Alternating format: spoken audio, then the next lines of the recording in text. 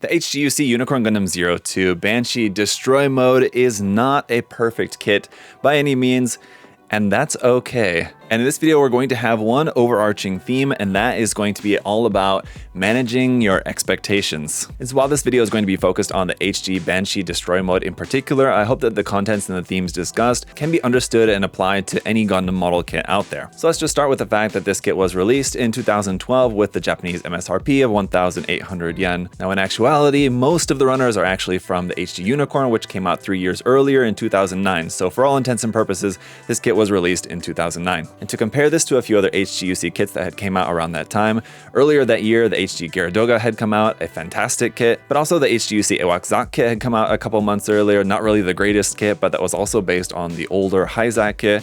And then a couple months after the release of the Banshee, you had the release of the HGUC Zaku F2, which in my opinion is still one of the best HGUC kits out there. I am a little biased, but objectively it is a really, really nice kit. And to put 2009 in even more perspective in terms of HG kits generally, that marked the end of the HG00 line and before the HG Age line has started. So it was actually a very interesting time where I've always thought of this time being a little bit of a turning point where HG kits went from good to great. Another thing that we can consider in terms of comparing it to other HG kits that came out around the same time, the HGUC Jagan has roughly around 100 parts total. The Full Armor Gundam 7th has around 120 parts, and our little HG Banshee here has around 230 parts in total, making it very impressive just from the number of parts that you're getting in an HG kit for that time. It was a really parts heavy kit. Interestingly, that's actually more parts than the Master Gundam and Funsaiki set, where you're actually getting like kind of two mobile suits in one, even though the Funsaiki is definitely a very simple kit in comparison, but you guys get what I mean. It has a lot of parts. Now, although the HG kit does not transform, you still have to admire Bandai's ambition and their success, I think, in terms of just taking the design of the Banshee and turning it into a model kit, how color accurate it actually is, and the number of parts. Again, this is a huge number of parts for an HG kit, and the fact that they were able to get it to look as good as it is with as little sticker use as there is included for this kit, I think is really impressive, especially in the context of that time. And to be fair, the fact that this kit has a lot of parts could either be a good thing or a bad thing, kind of depending on what the modeler is looking for. For a beginner wanting something a bit more simple to start out, obviously this is not that. But for someone who wants to enjoy a longer building process, aka getting more value for the money that you spent on the kit, and in my opinion, part of what you're paying for when you buy a model kit is the time that you get to spend enjoying building the kit. As a beginner builder without any context, you probably wouldn't know about which kits take longer to build than others, and you're just going off the size of the box, or if you'd know generally about how the grading scale works, HG, MG, etc. And because the Unicorn's design is so unique, in my opinion, I think that should be seen as a good thing because it provides you a unique building experience rather than the very familiar experience that you would get if you were building a lot of IBO Gundam kits, because they all build fairly similarly, or a lot of HG seed kits. And that's not to say that those kits aren't fantastic, because they are, but as great as those kits are, generally if you're building a lot of kits, especially from the same series, they are going to build fairly similarly, where the Unicorn really does stand out and just in terms of how the kit goes together. But anyway, let's say that someone does try this kit or any kit as a beginner and just doesn't enjoy it for whatever reason. That's okay. If it's something that they're truly interested in, they might check out some other reviews and find something else that's more to their liking the next time, or they might realize that the hobby is maybe just not for them and it's just not something that they enjoyed as much as they were expecting to, and they just might try a different hobby. As an example, if I wanted to get into something like MMORPGs and I just picked one that I saw because I think it looked cool, it had nice art, and I got into playing it and it turns out it wasn't a very good game, I didn't enjoy it at all, I could just say, well, it turns out just MMORPGs just aren't for me, I didn't enjoy it. Or I could actually go online and, look up some reviews, look up some articles, see what other people say are good kind of entry points for the genre, build my knowledge up a little bit, which can help me manage my expectations a bit more, and then maybe try a different game, which is a better game. And then I still may not enjoy it, it just still might not be for me, and that's just how hobbies work. And that's where I come in as a big part of what I do in sharing kits with you guys here on YouTube. It's my job to make you guys aware of some of the pros and cons of kits, and if there is issues, maybe let you know some ideas on how you might get around that, how you might fix some of the issues, or just otherwise make you guys more informed so that you can make a good buying decision whether something is a model kit that you really think is something that you want to spend your money on or not. And now we'll dive into talking about some of the main problems individually and how to go about solving them. And keep in mind, very importantly, learning how to solve an issue on one kit then becomes a skill that you have, so whenever you run into that issue or a similar issue with a different kit in the future, you're already equipped with the skill and know-how know-how and experience to know how to change that, and what went from being a problem with a kit now just becomes just a minor speed bump in the building process. So I think the details and proportions in this mold are actually really nice. That is subjective, but in my opinion, it's a fantastic representation of Kotoki's design. The gold frame is certainly something unique about this kit that it seems a lot of people aren't fans of, as this is the only unicorn kit that does not feature clear psychoframe parts. Personally, I think that it looks just as good, if not better than clear parts, as in the anime, it's sort of like a glowing orange. It's a very difficult effect to manufacture in a model kit. Probably the closest thing would be a plated gold orange, but plated runners drastically increase the cost of production and probably would have added at least another 1,000 yen to the cost. In my opinion, clear never really gives the effect of glowing without LEDs, and so I understand the decision to make the psychoframe gold, but I also understand that it doesn't really make sense that it's the same gold as the V-fin and the collar parts, which are supposed to be actually just gold. But if you look at this model straight out of the box compared to the official artwork, it actually does look really close. Ultimately, the best bet will always just be to paint the psychoframe anyway if you're not using LEDs. But then let's talk about the other common issue that a lot of people bring up with this, which is the nubs. Yes, it is a dark colored plastic, and so you need to take extra precautions when removing the nubs so as not to get the white stress marks there. That said, it is simply a matter of taking extra precautions because it absolutely can be done to remove the nubs carefully by normal methods of cutting and or sanding and buffing using a glass file or whichever is your preferred method. Aside from the gold psychoframe, I've also seen people take issue with the color of the molded armor being in a navy blue rather than a straight black. And again, honestly, if you look at how the Banshee appears in the anime,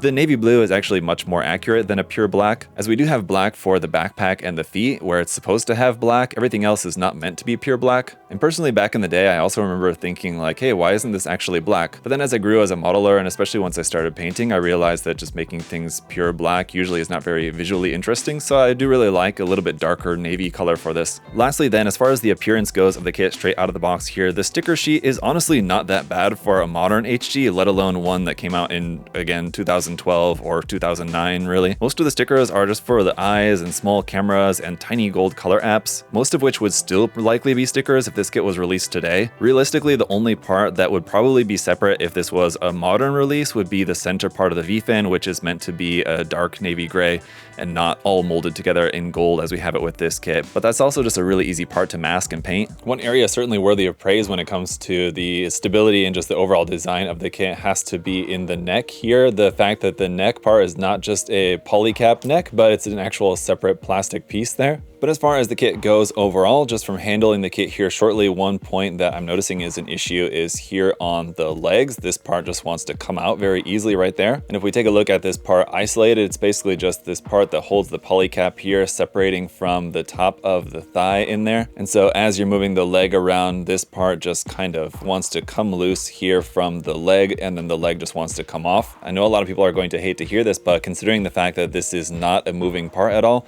the simple answer is just put a little bit of glue on this part and glue it in, and then you will not have that issue. Another issue that I've always had, especially as a reviewer with it seems every version of the unicorn, whenever trying to handle the kit when it's in destroy mode, just naturally you're gonna keep pushing down these back skirts that are meant to be sticking out like this. When it's in destroy mode, you just accidentally push them down all the time. And in this case, because this is not transforming, a lot of times you'll push that down and then it'll just kind of fall off. So again, because this is not meant to be a moving part, the simple answer is just put a little bit of glue on that, stick it right back into place, and it won't fall off anymore. As for the range of articulation, one area where the Master Grade, which came out at a similar time, particularly struggles with is the knee joint. And one thing you'll notice with the HG is when you bend the knee, it gets to about 90 degrees and then it starts to pop out. Once you start to bend it more than that, the knee joint will extend out, except that's not really a feature, that's actually a bug. It's pulling out of the polycap. So the simple answer is just don't overextend the knee. And you just have to understand that about 90 degrees is just going to be about the extent of the knee joint there. But ultimately, when it comes to posing the kit, I think having the knee bend as much as it does, I think is plenty for most poses. And it's a similar situation here at the elbows as well, giving you just barely over 90 degrees bend there at the elbow. But again, ultimately, depending on how you're planning on posing the kit,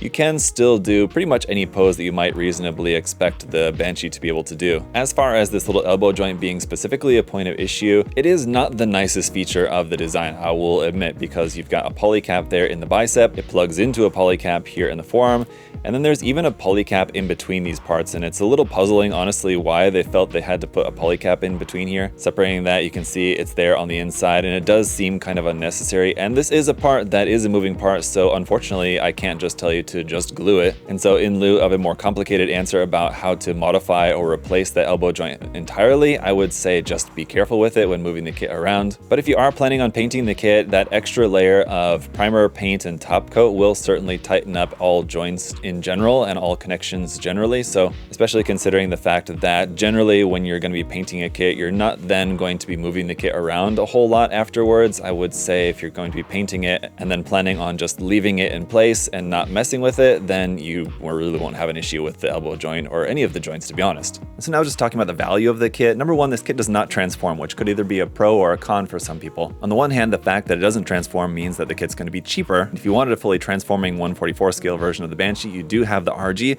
but the RG is going to cost you around $50, and then plus another $25 or more for the expansion set in order to actually make this version of the Banshee in Destroy Mode. And the HG kit, as we already discussed, already has a lot of parts. And the complexity to make a 1/44 scale transforming version of this kit just is impossible by HG standards. So it was able to be done in as a real grade, which honestly was really impressive as it was. But the other issue with making small transforming kits, not only does it add to the complexity and the cost, but also adds more opportunity to affect the stability of the kit, where we've seen a lot of small kits with a lot of transforming parts and the stability suffers as a result. And on the plus side, for value here, it is actually a really easy kit to paint just because of the design requiring a lot of part separation. You actually end up having very few seam lines to worry about, which again on HG kits is usually something that you have to take care of before you're able to paint a kit, where in this case there's just so little of it. The kit is almost ready to paint just straight out of the box with a little bit of cleanup. But then going back to what a lot of people see as a negative of this kit is just the fact that it just doesn't come with hardly any accessories. And honestly,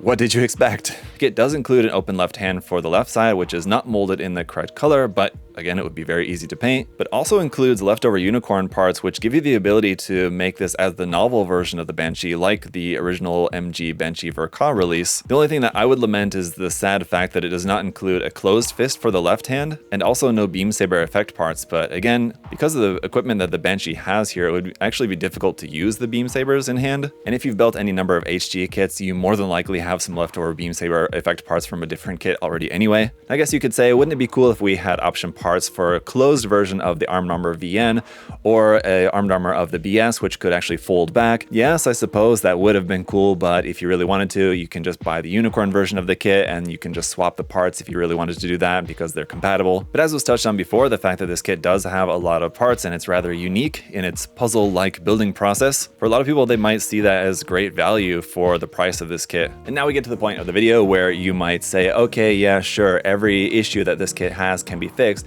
but the point is that Bandai should have made the kit better in the first place so that I don't have to fix any issues with it. And I would just say at that point, you're setting your expectations unfairly rather than setting your expectations reasonably. It's okay to be disappointed by certain aspects of a model kit that didn't meet your expectations, but the question then should become, what are you willing to do about it? If the answer is nothing, and then maybe just that model kit is just not for you and you should just buy a different model kit. But if you're willing to put in the extra effort just because you really love that mobile suit design or you just really enjoy the modeling process in general, then you can turn that feeling of disappointment into an opportunity to practice and learn a new skill. For some people, as cheesy as it sounds, Gunpla is just as much about the journey as it is the destination. And for some, myself included, when we see a simple snap-built model kit, we see it as a blank canvas rather than a finished product. And the real fun and exploration comes once you're off the beaten path of the instruction manual and making the kit how you want to make it. Because the fact is that overall, Bandai makes fantastic Gundam models and always has. And as a reviewer who builds a lot of them, they can somewhat blur together, and then maybe small issues, no matter how small, can kind of stick out in your memory. But personally, I always try to keep in mind that when I'm talking about a kit, it's to an audience with a huge range of experience and skill and expectations. Because in my audience, I know there will be absolute beginners, and I know that there will also be people that are much more skilled than I am. Some people will care about seam lines, some people care about nubs on dark plastic, some people care about anime accurate colors straight out of the box, and some people just care about the range of articulation. And that's why I try to cover as much as I can so that you can make an informed decision about the kit and manage your expectations properly. I'm personally of the mind that there are no bad kits and some kits that just take a little bit more work than others. And so the thing that I hate to see in this community is when some people, especially people that do have a larger influence in the community,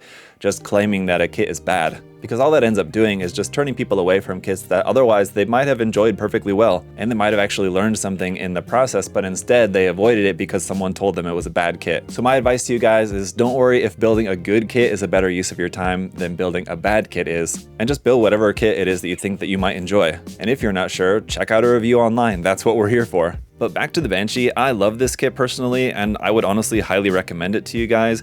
Every version of the unicorn comes with its own pros and cons. It's a complex and difficult design, but it's a really fun design, I think, and it's not gonna be for everyone. Not everyone's gonna like the same things if you hate the unicorn design, but if you want a nice 1/44 scale kit and don't mind the lack of transformation, then I definitely recommend checking this kit out. Because I think the kit looks great, whether it's straight out of the box or fully painted, and at the end of the day, that's the #1 thing that I care about. Like with any kit, of course it's going to look better when it's painted either way, but this is far from a bad kit in my book. So let me know what you think in the comments, and maybe share a story you have with a kit that didn't deserve its bad reputation. And as always guys, if you do have any other further questions, of course feel free to let me know. Check out the link in the video description to USA Gundam Store for more Gundam models, paints, tools, and supplies. You can also support me further on Patreon if you're so inclined. I really appreciate it. Just watching the video, leaving a like, making sure that you're subscribed. I appreciate all your guys' support. Thank you so much, and I'll see y'all next time.